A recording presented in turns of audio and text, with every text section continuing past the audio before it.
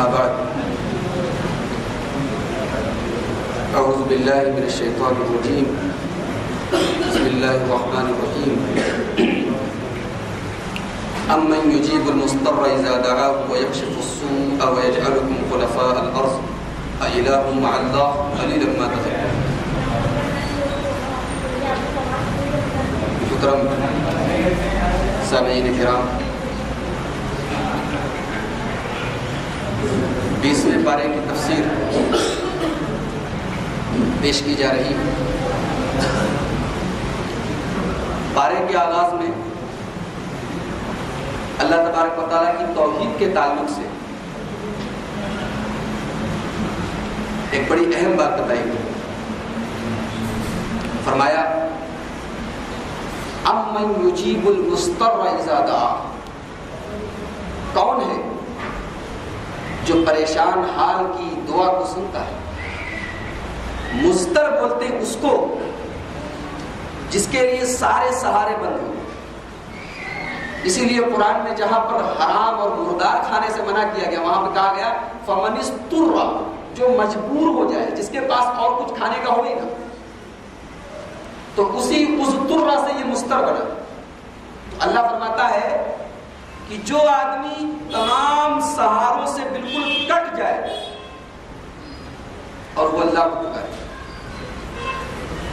تو کون ہے اللہ کے علاوہ جو اس کی دعا کو سنتا ہے؟ اس میں اشارہ اس بات کی طرف ہے کہ انسان کو اللہ تبارک و تعالیٰ سے اتنے خلوص کے ساتھ دعا کرنی چاہیے کہ سارے اللہ کے علاوہ ساری چیزوں سے کٹ جائے اور صرف اللہ سے مانگے۔ فرمایا امن یجیب المضطر اذا دعا، کون ہے جو پریشان حال کی دعا کو سنتا ہے، ویکشف السوء، اور اس کی پریشانی کو دور کرتا ہے۔ اِلٰہ مع اللہ، کیا اس کے بعد بھی تم اللہ کے ساتھ کسی دوسرے کو اپنا معبود بناؤ گے؟ عرب کے اندر 360 بتوں کی پوجا کی جاتی تھی، لیکن پریشانی آتی تھی، طوفان آتا تھا، دقتیں آتی تھی، تو اللہ ہی کو پکارا۔ آج کا مسلمان 1400 سال پہلے کے کافروں اور مشرکوں سے بھی زیادہ گیا گزرا ہو گیا کہ وہ تو اپنی پریشانیوں میں، اپنی مصیبتوں میں صرف اللہ کو پکارتے تھے، لیکن آج مسلمان اپنی پریشانیوں میں، اپنی مصیبتوں میں، اپنی تکلیفوں میں بھی اللہ کو چھوڑ کے گئے ہوں کہ سہارے زندگی گزارتا ہے۔ اللہ تعالیٰ سب کو ہدایت دے۔ اس کے بعد اللہ نے اپنے نبی کو خطاب کرتے ہوئے فرمایا اِنَّكَ لَا تُسْمِعُ الْمَوْتَى وَلَا تُسْمِعُ الصُّمَّ الدُّعَاءَ، اے میرے نبی آپ مردوں کو نہیں سنا سکتے۔ اس سے معلوم ہوا کہ مردے سنتے نہیں۔ اِنَّكَ لَا تُسْمِعُ الْمَوْتَى، آپ مردوں کو نہیں سنا سکتے، وَلَا تُسْمِعُ الصُّمَّ الدُّعَاءَ، اور آپ بہروں کو بھی نہیں سنا سکتے۔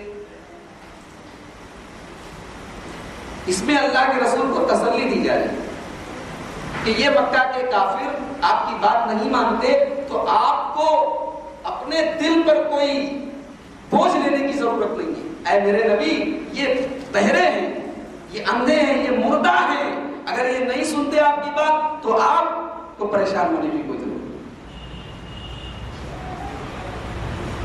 اس کے بعد اللہ نے فرمایا ان تسمع الا من یؤمن بآیاتنا، اے میرے نبی آپ اسی کو سنا سکتے ہیں جو ہماری آیتوں کے اوپر ایمان لائے، جس کے اندر واقعی میں تقویٰ ہو، اسلام ہو، وہی آپ کی بات سنیں۔ اس کے بعد سورہ قصص شروع ہو رہی ہے۔ اس میں حضرت موسیٰ علیہ السلام کا واقعہ بہت ڈیٹیل کے ساتھ بیان ہے۔ حضرت موسیٰ علیہ السلام کو کس طریقے سے اللہ تبارک و تعالیٰ نے فرعون کے گھر میں، جو فرعون ان کو قتل کرنے کے لیے تمام بنی اسرائیل کے بچوں کو مار رہا تھا، اللہ نے ایسا انتظام فرمایا کہ اسی فرعون کے گھر میں حضرت موسیٰ علیہ السلام کی پرورش ہوئی۔ لیکن بعد میں جب موسیٰ علیہ السلام نے توحید کی دعوت دینی شروع کی تو فرعون ان کو دھمکی دینے لگا۔ موسیٰ علیہ السلام شہر چھوڑ کر بھاگ گئے۔ موسیٰ علیہ السلام مصر پہنچے۔ مصر میں ان کی لڑائی ایک قبطی سے ہوئی اور انہوں نے قبطی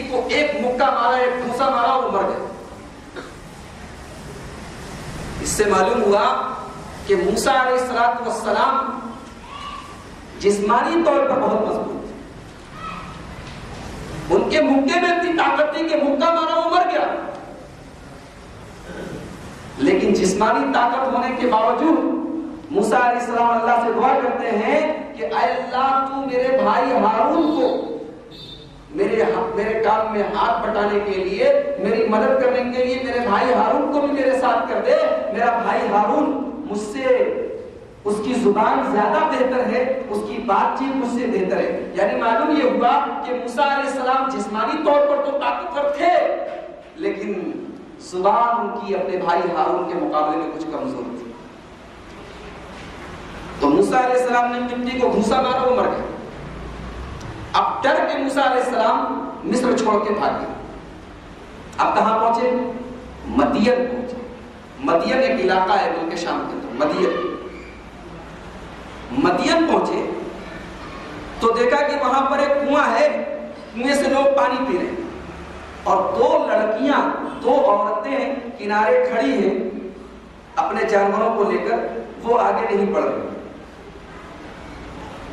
تو موسیٰ علیہ السلام نے ان دونوں عورتوں سے پوچھا ما خطبکما، کیا بات ہے؟ سارے لوگ تو اپنے جانوروں کو پانی پلا رہے ہیں، لیکن تم دونوں آگے نہیں بڑھ رہی ہو، پیچھے کھڑی ہو. قالتا، دونوں عورتوں نے، دونوں لڑکیوں نے جواب دیا لا نسقی حتی یصدر الرعاء، یعنی ہم جب تک سارے لوگ ہٹ نہیں جائیں گے ہم پانی اپنے جانوروں کو پلانے کے لیے آگے نہیں بڑھیں گے. اس سے ایک بات یہ معلوم ہوئی کہ وہ دونوں لڑکیاں مردوں کی بھیڑ میں جانا پسند نہیں کرتی تھی، شرمیلی تھی، حیادار تھی. مردوں کی بھیڑ لگی ہے تو جب سارے مرد ہٹ جائیں تب ہم جا کے پانی پئیں گے. اس سے کو ایجوکیشن کی تردید ہو رہی ہے. اسلام میں کوئی ایجوکیشن نہیں، لڑکے لڑکی ایک ساتھ پڑھیں، اس کا اسلام کے اندر اس کی اجازت نہیں. دیکھیے وہ دونوں لڑکیاں جو حضرت شعیب علیہ السلام کی بیٹیاں تھیں، وہ دونوں اپنے جانوروں کو پانی پلانے کے لیے صرف اس لیے آگے نہیں بڑھ رہی کہ آگے مردوں کی بھیڑ. اور اس سے یہ بھی معلوم ہوا کہ ضرورت پڑنے پر غیر محرم عورت سے بات کی جا سکتی ہے. آپ بس میں جا رہے ہیں، آپ اپنی سیٹ پر بیٹھے ہیں، ایک عورت بیچاری کھڑی، آپ نے اس سے کہا کہ محترمہ برائے کرم آپ بیٹھ جائیں. آپ نے ان کو سیٹ دے دی تو اس غیر محرم عورت کی مدد کرنے کے لیے آپ نے اس سے بات کی، تو ایسی بات کی جا سکتی ہے. جہاں فتنے کا اندیشہ نہ ہو وہاں غیر محرم عورت سے بات کی جا سکتی ہے. سے ثابت ہو رہا ہے. موسیٰ علیہ السلام دونوں لڑکیوں سے کیا کہتے ہیں کہ بھئی تم لوگ کیوں نہیں اپنے جانوروں کو پانی پلا رہی؟ تو کہنے لگی کہ جب سارے لوگ پلا لیں گے تب ہم آگے بڑھیں گے. اس کے بعد کہتی ہیں وَأَبُونَا شَيْخٌ كَبِيرٌ، ہمارے باپ، ہمارے والد بہت بوڑھے ہو چکے ہیں، اس لیے ہم اپنے جانوروں کو پانی پلانے آئے. اس سے یہ ثابت ہوا کہ لڑکی اپنے گھر کے باہر، عورت اپنے گھر کے باہر مجبوری میں ہی نکلے. ان دونوں لڑکیوں نے یہ کہہ کر کہ ہمارے باپ بہت بوڑھے ہیں، یہ کہہ کر یہ بتانے کی کوشش کی کہ ہمیں پانی پلے، اپنے جانوروں کو پانی پلانے کا شوق نہیں ہے، ہمارے والد صاحب بہت بوڑھے ہیں، کمزور ہیں، اس لیے ہم گھر سے نکلے. موسیٰ علیہ السلام آگے بڑھے. جب ان لوگوں نے پانی اپنے اپنے جانوروں کو پلا لیا تو ان لوگوں نے کنویں کو ایک پتھر سے ڈھانک دیا. ان کی عادت تھی پتھر سے ڈھانک دیتے.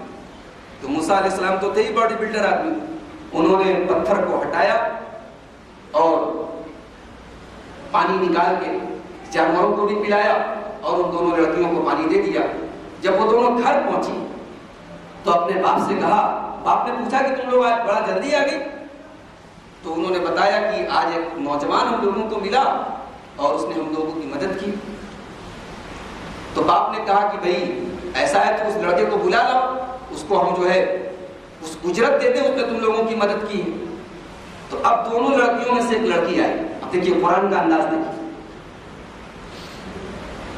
فَجَاءَتْهُ إِحْدَاهُمَا تَمْشِي عَلَى اسْتِحْيَاءٍ، دونوں عورتوں میں سے ایک عورت شرماتے ہوئے آئی.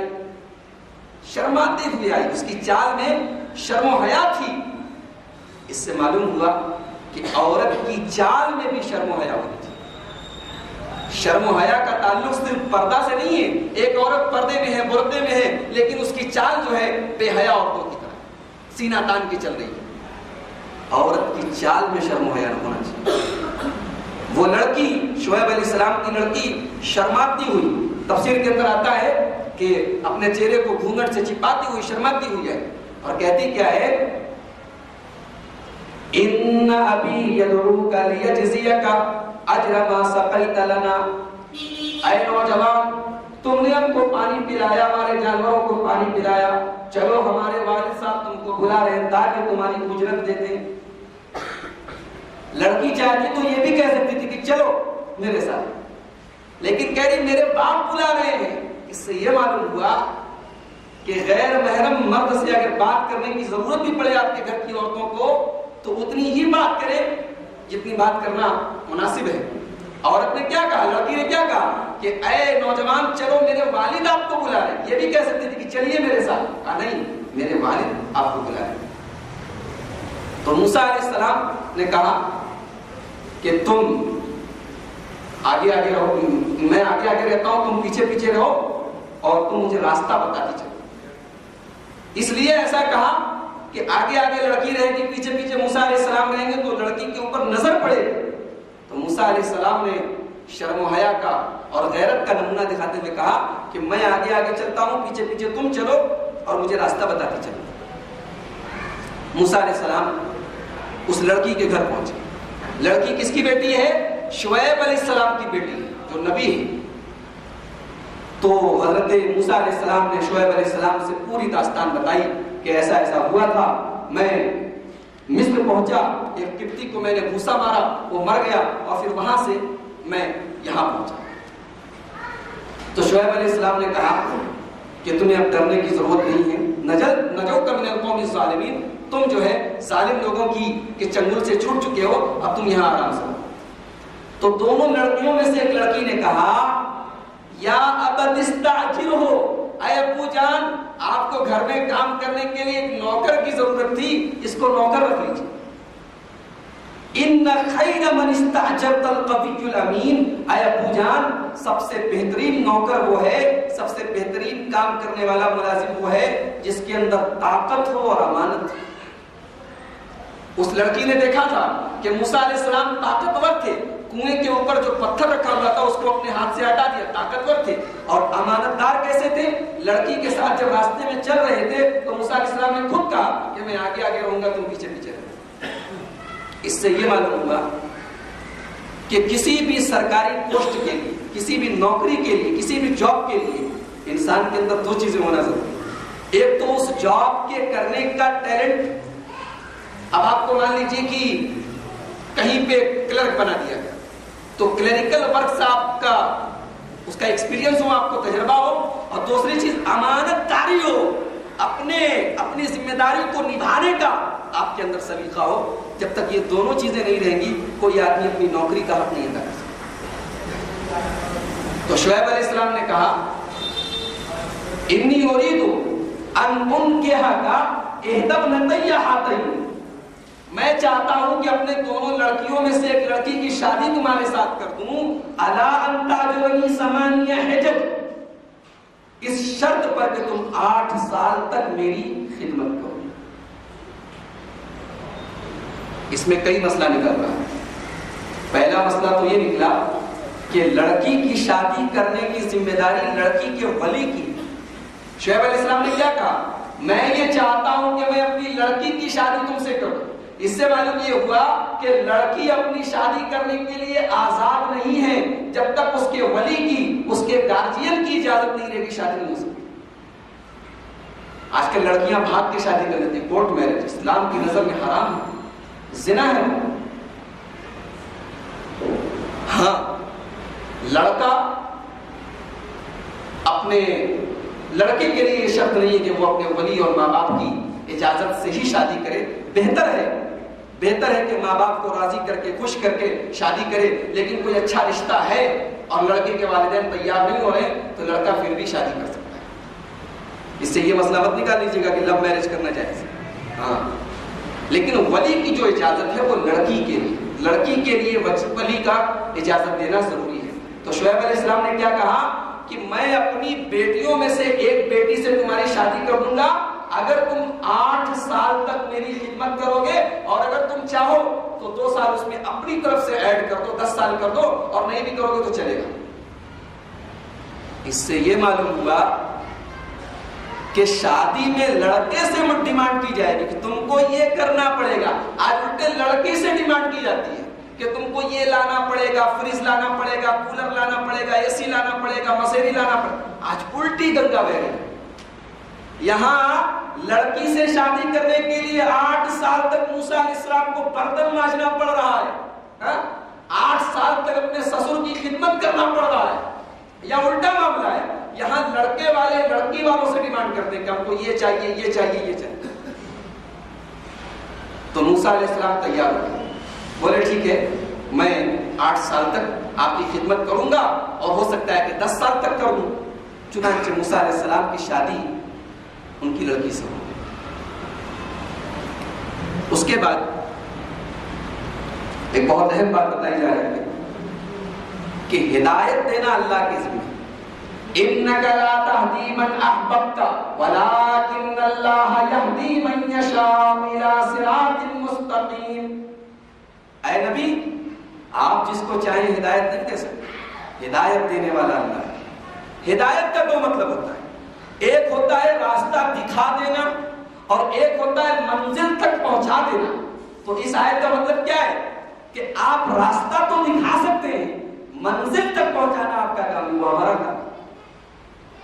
بخاری شریف کی روایت ہے، اللہ کے رسول صلی اللہ علیہ وسلم اپنے چچا ابو طالب کے آخری وقت میں یہ چاہتے تھے کہ وہ کلمہ پڑھ دیں، بہت چاہا، کہا ہے چچا جان آپ کلمہ پڑھ دیجئے، لا الہ الا اللہ کہہ دیجئے، میں اس کلمے کی بدولت آپ سے لڑوں گا، آپ کے لیے اللہ تعالیٰ کے پاس میں حجت کروں گا۔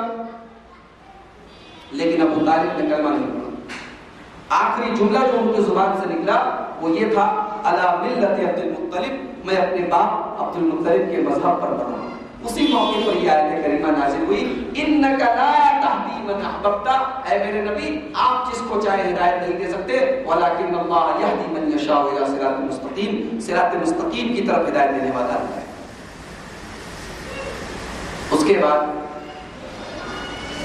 یہ بتایا گیا کہ قل ارأیتم ان جعل اللہ علیکم اللیل سرمدا الی یوم القیامہ، اے اللہ کے بندو یہ بتاؤ کہ اگر اللہ تبارک و تعالیٰ قیامت تک صرف رات ہی رات کر دیتا، دن نہ کرتا، تو تم کام کہاں سے کرتے؟ سارے دنیا میں قیامت تک رات ہی رات رہتی تو تمہارا پورا شیڈیول بگڑ جاتا، تم کام کب کرتے، آرام کب کرتے؟ قُلْ أَرَأَيْتُمْ إِنْ جَعَلَ اللَّهُ عَلَيْكُمُ النَّهَارَ سَرْمَدًا، اور اگر قیامت تک اللہ تبارک و تعالیٰ دن کر دیتا، رات کا کرتا، تو کون تم کو رات لا کر دیتا جس میں تم سکون حاصل کرتے، آرام حاصل کرتے؟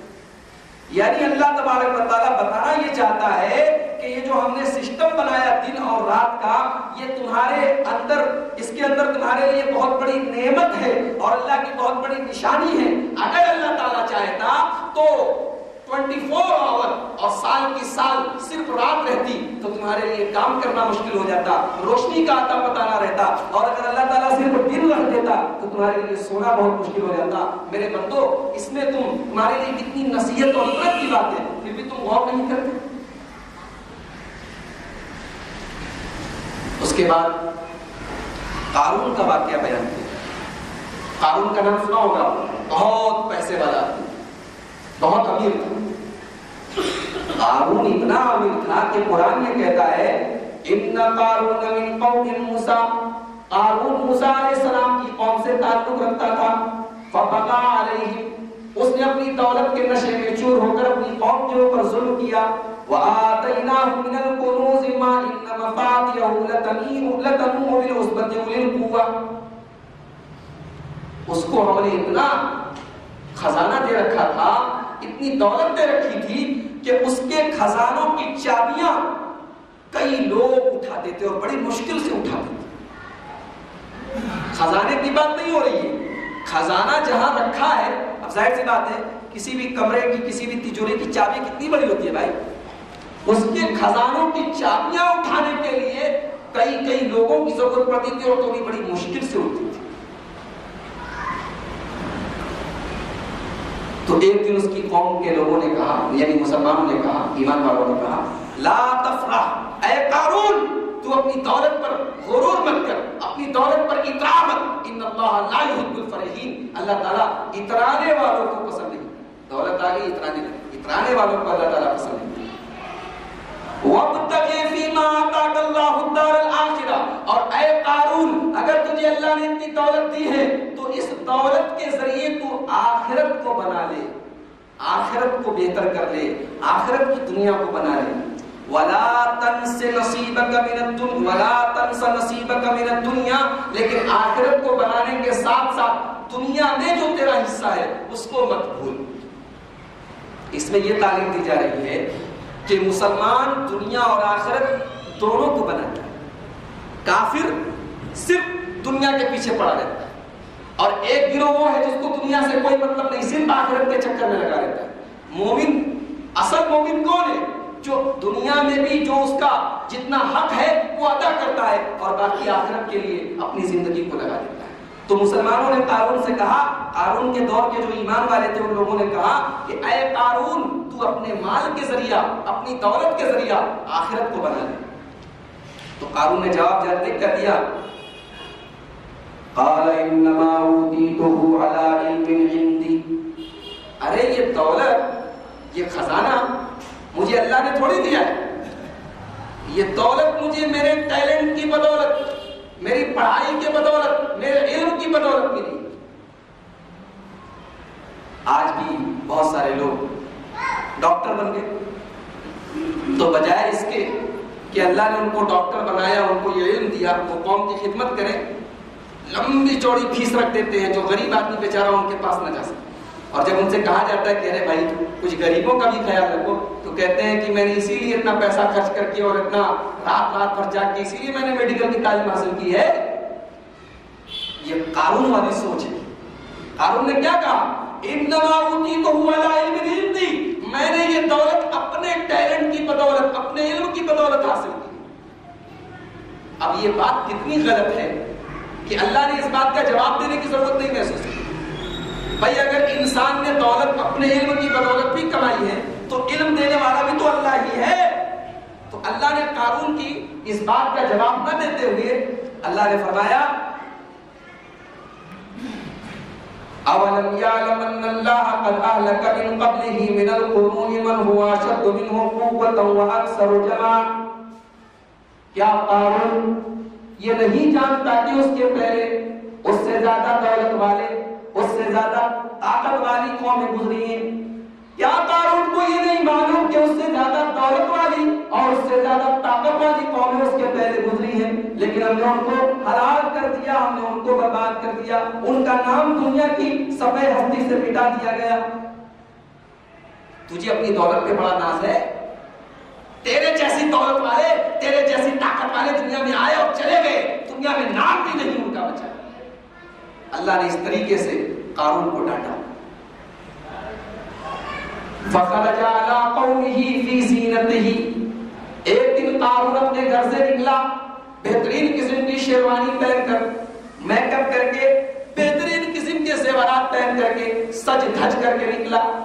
پیسے والا تھا نا بھائی، زینت کر کے نکلا، سج دھج کر کے نکلا، بہترین قسم کا کپڑا پہن کے، بہترین قسم کے زیور پہن کر نکلا.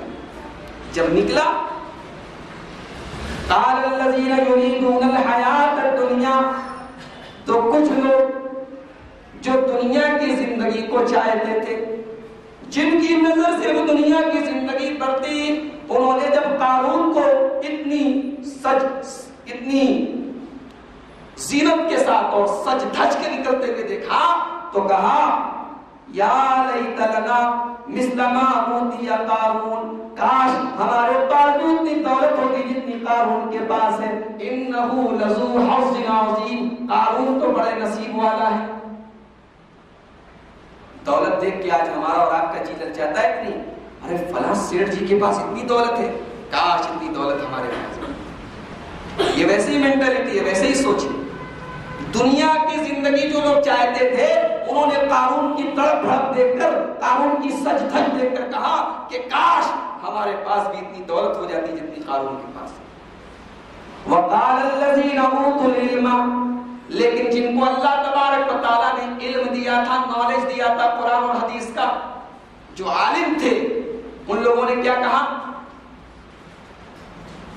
وَيْلَكُمْ، بربادی ہو تمہارے لیے، ثواب اللہ خیر لمن آمن وعمل صالحا، انسان کے اندر اگر ایمان ہو اور اس کا عمل نیک ہو تو اللہ کا ثواب اس کے لیے بہتر ہے۔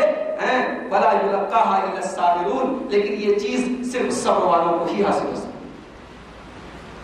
یعنی اس آیت سے پتہ چلا کہ علماء اور ائمہ ان کو دنیا داری سے مطلب نہیں ہوتا، علماء کی اصل نظر آخرت پر ہوتا ہے۔ دنیا کو کمانا، دنیا کو جمع کرنا یہ علماء کو زیب نہیں ہے۔ اس آیت سے یہ بات ثابت ہوئی کہ قارون کی قوم میں جو اہل علم تھے انہوں نے ڈانٹا ان لوگوں کو جنہوں نے یہ کہا کہ ہمارے پاس بھی قارون کی جتنی دولت ہو، اور کہا کہ ارے بھائی ایمان ہو آدمی کے اندر، عمل صالح ہو تو اور کیا چاہیے، اللہ تبارک و تعالیٰ قارون سے زیادہ دے گا۔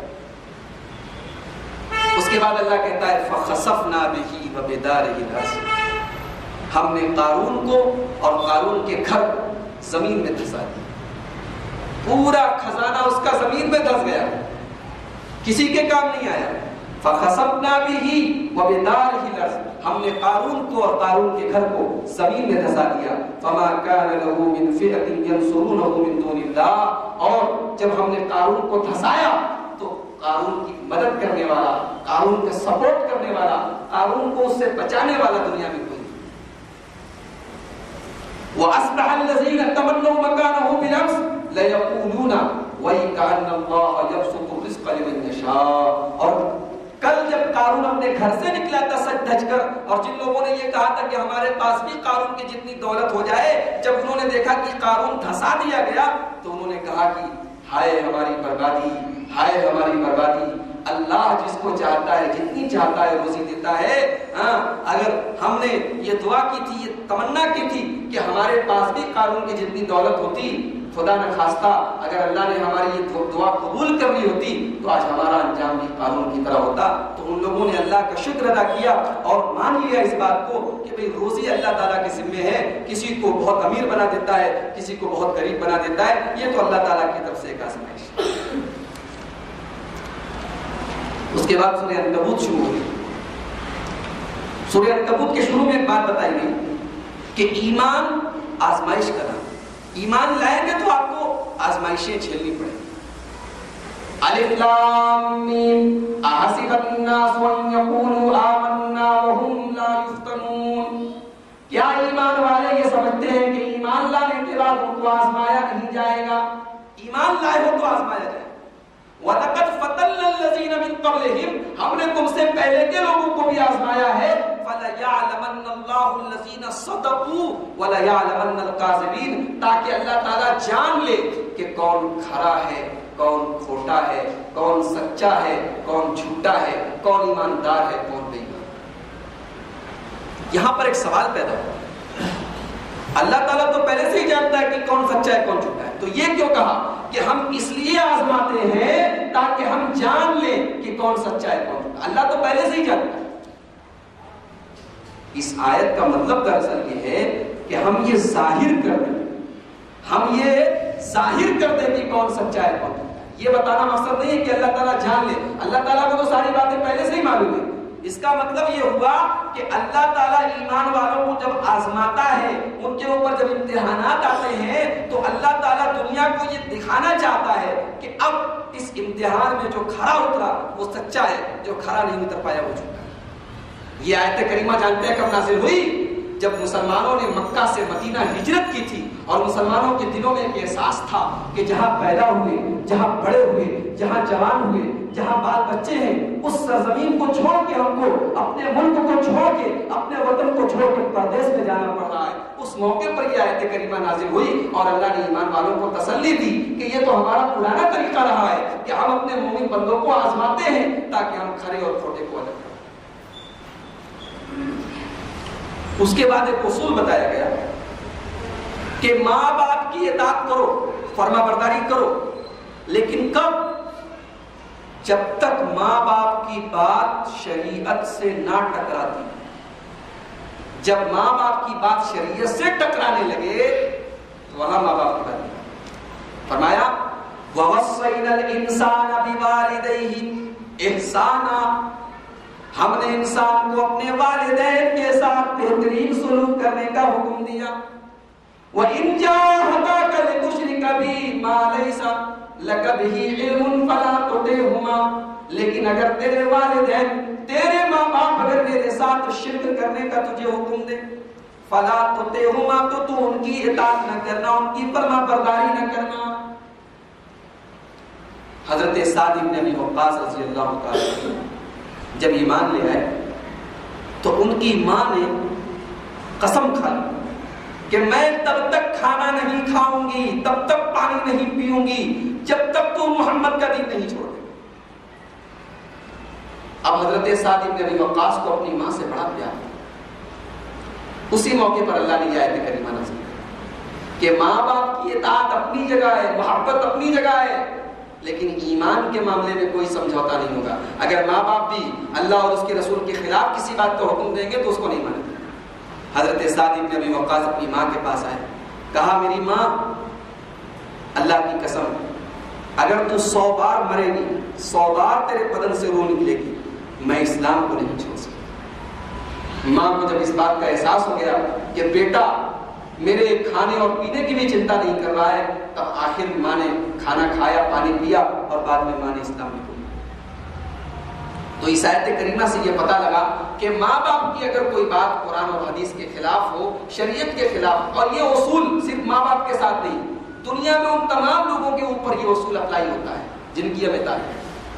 آپ اپنے علماء کی اطاعت کرتے ہیں، اپنے امیر کی اطاعت کرتے ہیں، اپنے بزرگوں کی اطاعت کرتے ہیں، کیجئے، لیکن جہاں ان کی بات قرآن اور حدیث سے ٹکرائے، جہاں ان کی بات شریعت سے ٹکرائے، جہاں ان کی بات اللہ اور اس کے رسول سے ٹکرائے، وہاں آپ کو اللہ اور اس کے رسول کی بات ماننا ہے، باقی سب کی باتوں کو آپ کو ریجیکٹ کرنا پڑے گا۔ یہی شریعت ہے۔ اس کے بعد حضرت لوط علیہ السلام کی قوم کا واقعہ بیان کیا جا رہا ہے۔ لوط علیہ السلام کی قوم کے بارے میں ہم اور آپ جانتے ہیں کہ یہ دنیا کی بڑی بدترین قوم تھی۔ یہ اپنی شہوت کو مردوں سے پورا کرتی تھی۔